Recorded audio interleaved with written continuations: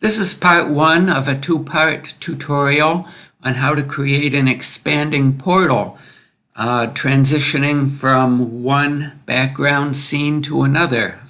You may be stepping through this portal or just observing it, whatever. The bottom line here is that we will have two backgrounds. We'll call them background 1 and background 2. And we'll start out with background 1, and then a little dot will appear in the middle of it and steadily expand and reveal background 2 behind it. In part 2 of this series, I'll show you how to decorate the portal with a fire ring or some other interesting ring. Because this tutorial is aimed at beginners to Filmora, it's going to be relatively long and detailed. If you're already highly experienced with Filmora, you might want to look elsewhere for some of the truly excellent tutorials on this that are aimed at more experienced people and move a lot faster. The first step is to choose two contrasting colors for chroma keying. They should be highly saturated, meaning that they should be very pure colors. In other words, red rather than pink. Nothing pastel. You want them contrasting. You'll be putting one color in track 1 and another in track 2. There's only one hard and fast rule, and this is very important. The color that you choose for track 2 must not be present anywhere in your background 1 scene. And you'll see why this is true later. In my case, I'm using a nature background, trees, grass, and so on. So I would not dare use green in track 2 because there's going to be green all through my background scene. Instead, I'm going to be using blue, which does not really occur very often in nature and does not occur at all here. So in my first step, I'm up media. I'm going to go down to sample colors, and I am going to put this solid green, which is a wonderful chroma key color, in track 1. And then in track 2, I'm going to put my blue.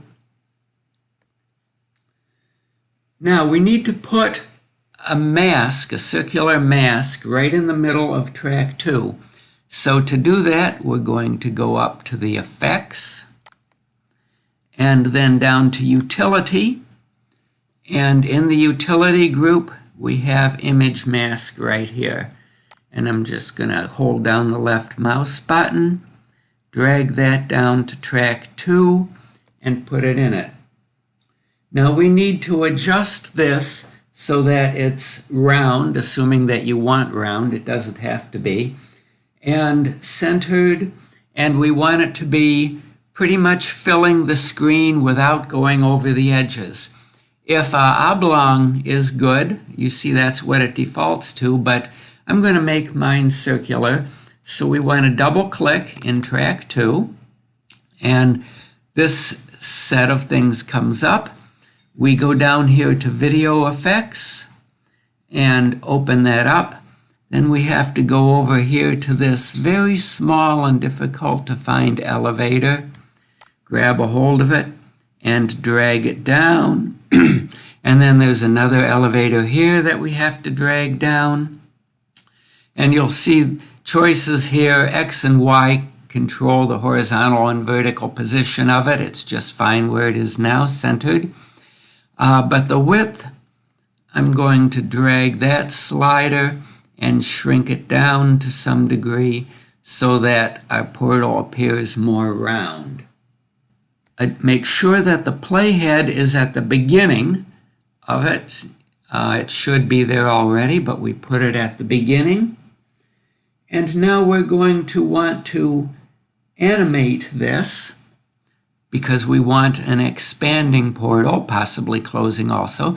So we go up here to the Animation tab and click that. We select Customize. We're going to use a custom animation rather than a preset. And the scale is what we're going to start out with. Our first thing that we're going to produce is going to be contracting, and then we'll reverse it to make an expanding portal. So we increase the scale until the blue completely fills the frame, but doesn't go anything significantly beyond it. And then we slide the playhead. By the way, this should have changed from add to delete up here. That shows that it's dropped an animation start tab. We grab the playhead and we go all the way to the end. And we should use these single frame adjustments here just to make sure we really are at the end. We can no longer go any further, so we're at the end. And then we grab the scale button and we drag it all the way down to the left so it goes down to 0. That's the end of what we want, so we can click OK.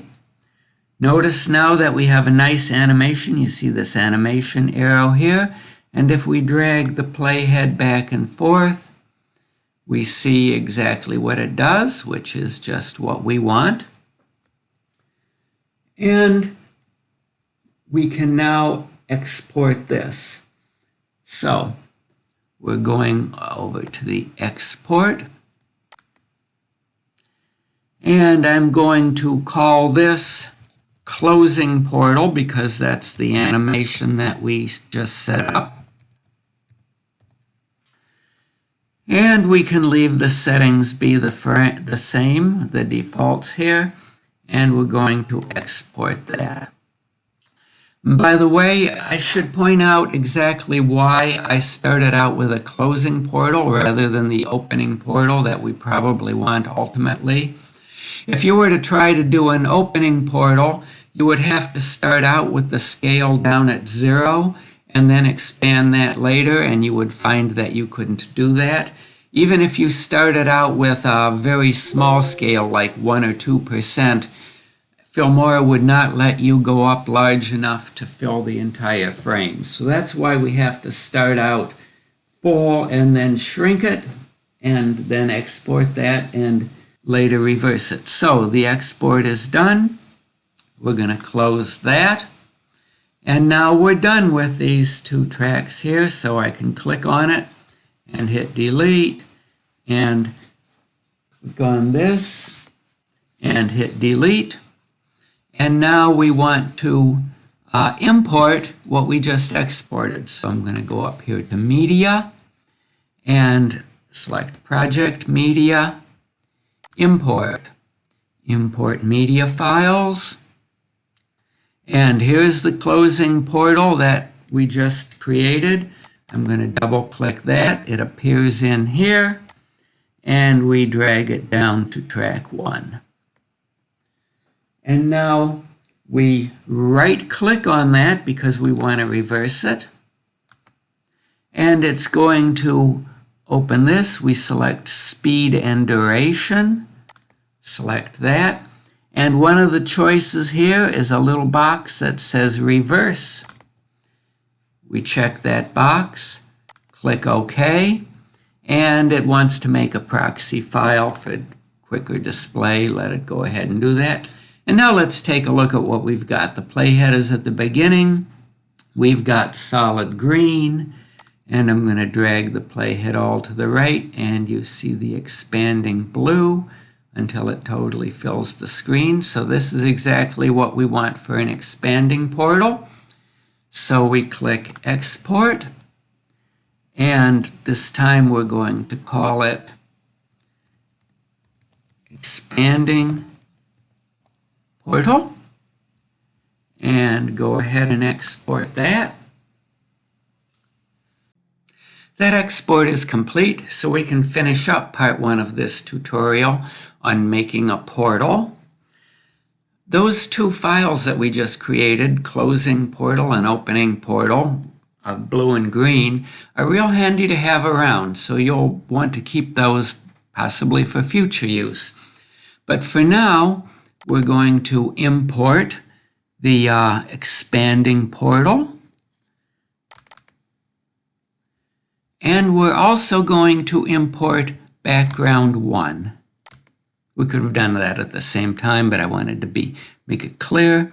Background 1 is this snapshot of a couple bushy pine trees. Now, this will be the original background, the one that our scene is going to start out with. So we drag that down into track 1, and we drag our opening or expanding portal that we just created. We put that in track 2. Now right-click on that portal in track 2, and you'll see down here green screen. By the way, don't be misled by the term green. Traditionally, a green screen is green. That's why it's called green screen. But really, it can be any color, especially a saturated color. So I'm going to click on green screen, and that's going to bring up the green screen, the chroma key menu here. It looks like this default green that it picked is pretty close to what we've got. In fact, it's probably identical. But just to make sure, it's always a good idea to click the eyedropper and then go over to where your green screen is and click on that. And that will make sure that you've got an exact match. And to make absolutely sure that it's correct, I dragged that up so we can see a little bit of the blue, and we do alpha channel. Click alpha channel, and this will make it a black and white image where the part that shows through will be white and the part that will be masked out will be black. And so let's just drag this playhead and make sure everything looks good all the way through. What would be a problem is if we started seeing any kind of black in the middle or any kind of white around the edges. And we get rid of the alpha channel. And now notice what we've got. If we drag the playhead all the way to the beginning, we just have our opening scene, our background 1. And as time advances, our blue dot grows larger and larger and larger, and eventually fills the screen. So we've got exactly what we want there. We can click OK, the chroma key is done. And now we're going to export this. And I will call this masked background 1. So let me get rid of their default, and I'm going to call it masked background 1.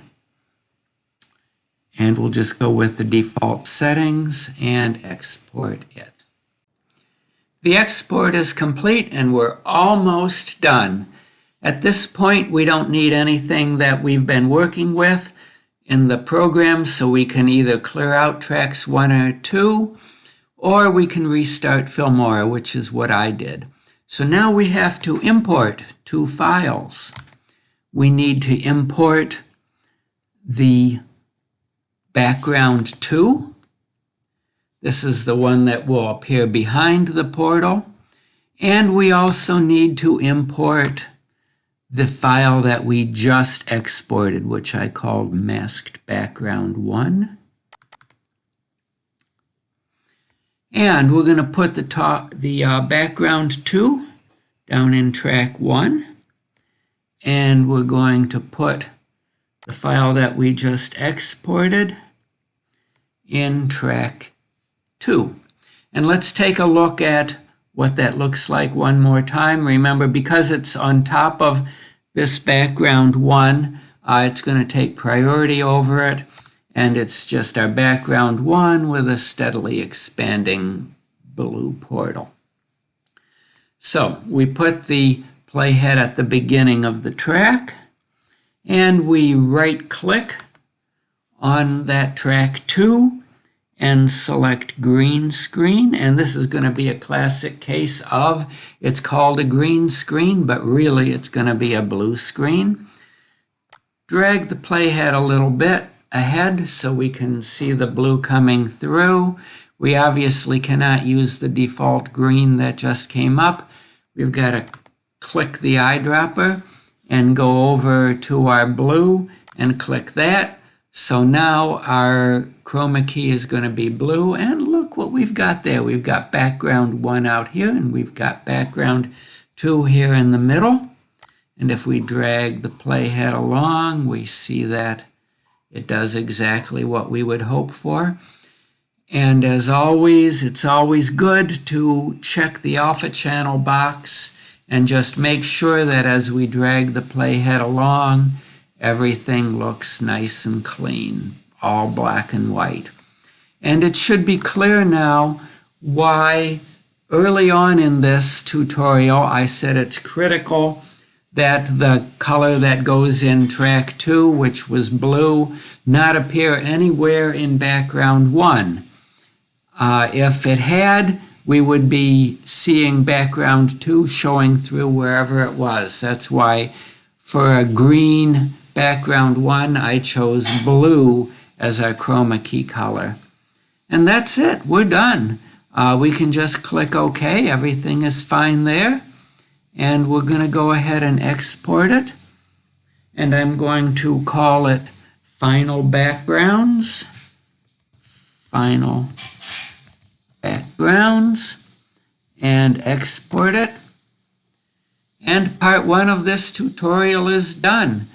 If you're interested, take a look at part 2, in which I will talk about adding a fire ring to it for extra visual effect. Thank you very much.